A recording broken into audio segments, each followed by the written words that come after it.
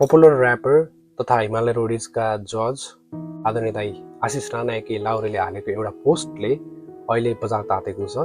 त्यो पोस्ट देखेर मलाई पनि चित्त बुझेको छ।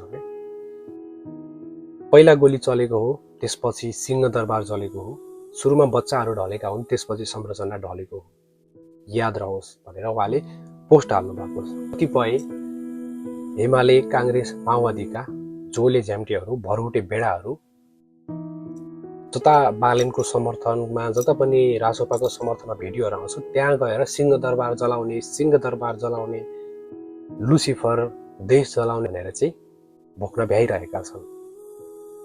यी दिमागमा गु भरिएका गोबर स्वाटहरू, तिमीहरूको दिमागमा चेतना छ, अलिकति पनि बुद्धि छ भने हिजो न्युज आएको थियो नि त, शान्तिपूर्ण आन्दोलन भइरहेको थियो, यदि भिड अनियन्त्रित भइ गएमा गोली चलाउनु भनेर आदेश को तेरो बाउले दिएको, तेरै बाउ केपी ओली गृहमन्त्री अनि त्यही चाहिँ सिडिओले दिएको हो कि होइन, त्यो त तँलाई राम्रोसँग थाहा छ।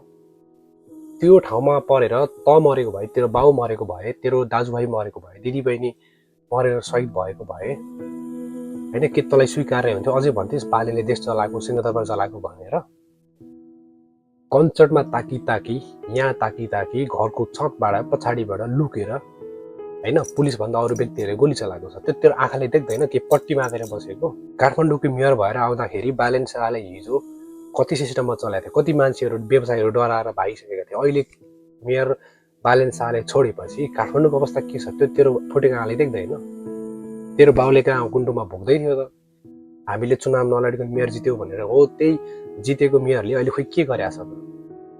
भ्रममा नपर्नु, त्यो चुनाव नलडिकन मेयर जितेको होइन, काकतालीमा पाएको त्यो कार्यवाहक मेयर हो, फुल मेयर पनि होइन। गोली लागेर गोली हान्ने आदेश दिएर बच्चाहरू ढलेपछि बल्ल त्यो आक्रोश व्यक्त गर्न नसकेर सिंहदरबार जलाउन गएको हो।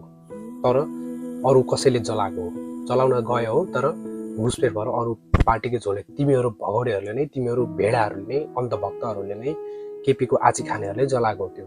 अझै पनि बालेन शाहको विरोध गर्न खेदो खन्न होइन, लाज लाग्दैन? तेरो बाउ, तेरो हजुरबाउले जे भने पनि सही, आँची खा बाउ भने अमिठो छ भन्न चाहिँ सही, अनि देश बनाउँछु भनेर आएको युवा जनशक्तिलाई चाहिँ विदेशी दलाल भन्ने छ, एजेन्ट भन्ने छ, लुसिफर भन्ने छ। कुन तेरो बाउले भनिदिएको? 35-40 वर्षमा तेरो बाउ बाजेहरूले के विकास गर्यो? मैले हिजो कता कतै भिडियो हालेको थिएँ होइन, यी पुराना भगौडाहरूको, यी हत्याराहरूको विरोध गरेर कतिपय मेरै चिनजानको साथीभाइ आफन्तहरूले मेसेजमा आएर भोट चाहिँ एमालेलाई, काङ्ग्रेसलाई घन्टी लगाइदिनु भने विदेशी दलाल पर्ने कमेन्टतिर भोक्न आउने देखिरहेको थिएँ। अझै पनि यिनीहरूको विश्वास गरेर, यिनीहरूको भर परेर यिनीहरूलाई होइन, चाहे एमाले होस्, काङ्ग्रेस, माओवादी, यिनीहरूलाई भोट दिने हो, मेरो भिडियोहरूको विरुद्ध आएर बोल्ने हो भने तिमीहरू मेरो लागि कोही पनि होइन है।